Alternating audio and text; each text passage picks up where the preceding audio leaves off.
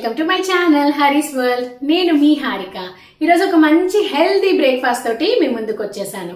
రాగులతోటి రాగి దోశ చాలా టేస్టీగా ఉంటుంది, క్రిస్పీగా ఉంటుంది. అచ్చం మన మామూలు దోశల్లాగా చేసేసుకోవచ్చండి. మెయిన్గా ఇది హెల్దీ ఎందుకన్నానంటే డయాబెటీస్ ఉన్న వాళ్ళకి రాగులు అనేది చాలా హెల్దీ అండి. ఎందువల్లంటే రాగుల్లో లో గ్లైసమిక్ ఇండెక్స్ అలాగే ఫైబర్ కంటెంట్ ఉంటుంది. కానీ దోశ రూపంలో ఈ రాగిని మనం తీసుకున్నాము అంటే మోడరేట్ గా తీసుకుంటే మాత్రం బ్లడ్ షుగర్ లెవెల్స్ ని రెగ్యులేట్ చేయడంలో మంచిగా హెల్ప్ చేస్తుంది. సో డయాబెటీస్ ఉన్న వాళ్ళు మోడరేట్ గానే తీసుకోవాలి. దీంట్లో ఇంకా న్యూట్రియంట్స్ అనేవి ఉంటాయి కదా, calcium, fibre and antioxidants కూడా ఉంటాయి. మెయిన్ గా ఇవి డయాబెటీస్ ఉన్న వాళ్ళకే కాదండో, పిల్లలకు కూడా చాలా మంచిది. ఎముకల్ని బలం చేయడంలో రాగి అనేది మంచిగా హెల్ప్ చేస్తుంది. చాలా మంది పిల్లలు రాగి జావ అంటే ఇష్టపడని వాళ్ళు ఉంటారు కదా, వాళ్ళకి ఇలా రాగి దోశ రూపంలో ఇచ్చామంటే హెల్త్ కి హెల్త్ మంచిది, టేస్ట్ కూడా టేస్ట్ బాగుంటుంది. అందులోనూ ఇది పెద్ద కష్టపడలేదండి. అంటే గ్రైండర్ తో పని లేకుండా మిక్సర్ జార్ లోనే వేసేసుకోవచ్చు. మిక్సర్ జార్ లో వేసినా కూడా క్రిస్పీగా వస్తాయి. ఎక్కువసేపు నానబెట్టనవసరం అవసరం లేదు.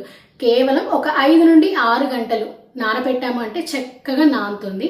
మరి ఈ రోజు రెసిపీ రాగి పిండితోటి హెల్దీ అయిన రాగి దోశ ఎలా చేసుకోవాలో చూద్దామా.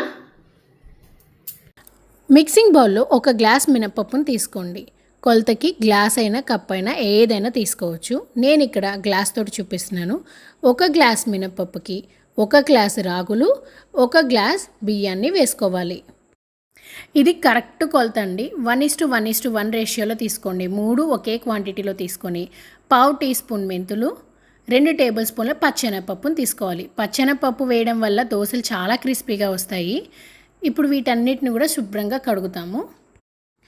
ఒకవేళ పొట్టు మినపప్పు తీసుకున్నట్లయితే వేరొక గిన్నెలో మినపప్పుని సపరేట్గా నానబెట్టి వేసుకోవాలి. మినపప్పు మీద ఉన్న పొట్టును తీసేయాలి కాబట్టి అన్నీ ఒకేసారి మిక్స్ చేసామంటే పొట్టు తీయడం కష్టంగా ఉంటుంది.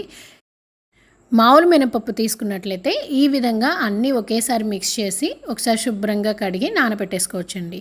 ఇలా శుభ్రంగా కడిగిన తర్వాత నిండుగా నీళ్లు పోసుకొని నానబెట్టుకోవాలి. మినపప్పు బియ్యం అనేది కొంచెం ఉబ్బుతుంది కాబట్టి నీళ్లు నిండుగా ఉంటేనే చక్కగా పప్పు బియ్యం అనేది నానుతుంది. నేను ముందుగా అన్ని కొలతలు చూపిస్తున్నాను కాబట్టి ఇక్కడ అటుకుల కొలత కూడా చూపిస్తున్నానండి. 1/2 గ్లాస్ దాకా అటుకులు వేసుకుంటే సరిపోతుంది. మనం ఏ కప్పుతో అయితే మినపప్పును తీసుకున్నామో ఆ కప్పుకి, అంటే ఏ గ్లాస్కి అయితే తీసుకున్నామో అదే గ్లాస్కి 1/2 గ్లాస్ దాకా అటుకుల్ని వేసుకోండి. కానీ ఇప్పుడే ఇది నానబెట్టకండి. గ్రైండ్ చేసుకునే ఒక అరగంట ముందు అటుకుల్ని నానబెడితే సరిపోతుంది. 4-5 గంటల తర్వాత చూసారా చాలా చక్కగా నానుంటుంది. మినపప్పు 3 గంటల సేపు ఎగ్జాక్ట్గా నానితే సరిపోతుందండి. కొంచెం రాగులు వేసాం కాబట్టి ఇంకొక 1-2 గంటలు నానపెట్టుకోండి అని చెప్పాను. నేను అటుకుల్ని కూడా ఒక అరగంట ముందు, అంటే గ్రైండ్ చేసి అరగంట ముందు నానపెట్టేశాను. ఇప్పుడు ఒక మిక్సర్ జార్ తీసుకొని ముందుగా నానబెట్టుకున్న పప్పుని అంతా ఒకేసారి వేసుకోకుండా ఒక 2 సార్లుగా, అంటే 2 పార్ట్స్గా డివైడ్ చేసుకొని వేసుకుందాం. గ్రైండర్లో అనుకోండి మొత్తం ఒకేసారి సరిపోతుంది. మిక్సర్ జార్ కాబట్టి కొంచెం నలగడం కష్టంగా ఉంటుంది కాబట్టి నేను 2 వాయిల్గా వేశాను.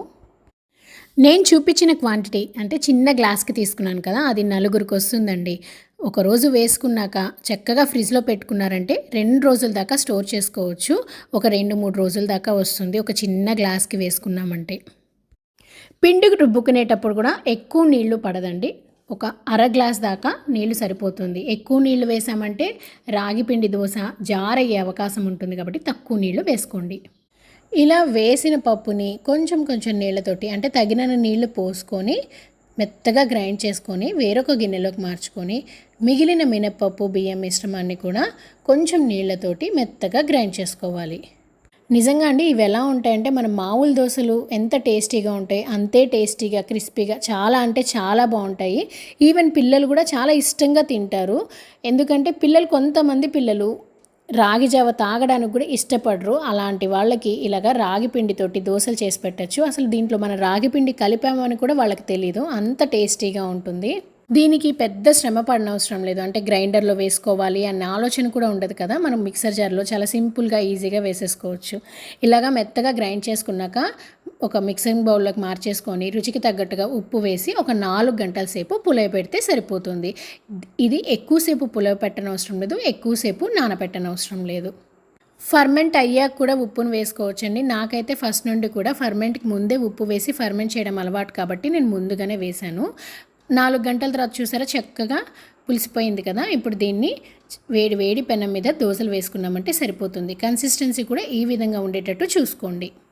దోసలు వేసేటప్పుడు క్రిస్పీగా బాగా రావాలంటే పెనం బాగా వేడెక్కి ఉండాలండి. ఫస్ట్ పెనం బాగా వేడెక్కాక ఫ్లేమ్ని మీడియంలో పెట్టి కొంచెం నీళ్ళని స్ప్రెడ్ చేసి క్లాత్తో కానీ టిష్యూతో కానీ తుడిచేసి నేను చూపించే విధంగా దోసలు పోసుకుంటూ మీడియం ఫ్లేమ్లో కొంచెం నూనెను కూడా స్ప్రింకిల్ చేసి బాగా కాలాక రెండో వైపు కూడా కాల్చుకున్నామంటే వేడి వేడిగా క్రిస్పీగా కరకరలాడే టేస్టీ రాగి దోశ రెడీ అవుతుంది. ఇలా బాగా కాలిన చూసారా, ఈ విధంగా కాలిన తర్వాత రెండో వైపు కూడా తిప్పుకొని కాల్చుకున్నామంటే క్రిస్పీగా టేస్టీగా మంచి రాగి దోశ చాలా చాలా బాగుంటుందండి. కొంతమంది డైరెక్ట్గా రాగి పిండితో కూడా రాగి దోశలు వేస్తుంటారు, అది కూడా చాలా బాగుంటుంది. కాకపోతే రాగి పిండితో చేసేదానికంటే ఇలా రాగులు నానబెట్టుకొని చేసాము అంటే వేరే లెవెల్ టేస్ట్ వస్తుంది. కావాలంటే ఒకసారి ట్రై చేయండి. రాగి పిండితోటి అండ్ రాగులతో చేసే దోశకి డిఫరెన్స్ ఏంటి అనేది. నాకైతే రాగులతో చేసిన దోశ చాలా అంటే చాలా బాగా నచ్చింది. ఎప్పుడైనా ఇడ్లీ పిండి దోశ పిండి లేనప్పుడు జనరల్గా పిల్లలు అడిగేది దోశ చేయమ్మా అని అంటారు కదా. ఆ దోశ వేయాలి అనేటప్పుడు ముందు రోజు ఇలా నానబెట్టుకొని గ్రైండర్తో పని లేకుండా ఇన్స్టెంట్గా మనం నానబెట్టిన పప్పులన్నీ కలిపి మిక్సర్ జార్లో వేసేసుకొని హ్యాపీగా దోశలు చేసుకోవచ్చు అండి. ఈవెన్ ఇది హెల్త్ కూడా చాలా మంచిది రాగులు అనేది. సో తప్పకుండా ట్రై చేయండి. మామూలు దోశలాగే కరకరలాడుతూ క్రిస్పీగా టేస్టీగా ఉంటుంది. కాబట్టి నేను చెప్పిన కొలతలతోటి మీరు ఫాలో అయ్యారంటే క్రిస్పీ దోశ అయితే పక్కా వస్తుంది. మరి మీకు ఈ వీడియో కనుక నచ్చినట్లయితే మీకు తెలిసిన వాళ్ళకి, ఫ్యామిలీ మెంబర్స్కి, అలాగే మీ ఫ్రెండ్స్కి కూడా షేర్ చేయడం మర్చిపోకండి. మరి ఇలాంటి మంచి మంచి రెసిపీస్ ఇంకా చేయాలన్నా మీ సపోర్ట్ నాకు ఎంతో అవసరం. కాబట్టి మీరు ఎవరైనా నా ఛానల్ని కొత్తగా చూసినట్లయితే సబ్స్క్రైబ్ చేసి పక్కనే ఉన్న బెల్ ఐకాన్ని యాక్టివేట్ చేయండి. Happy cooking.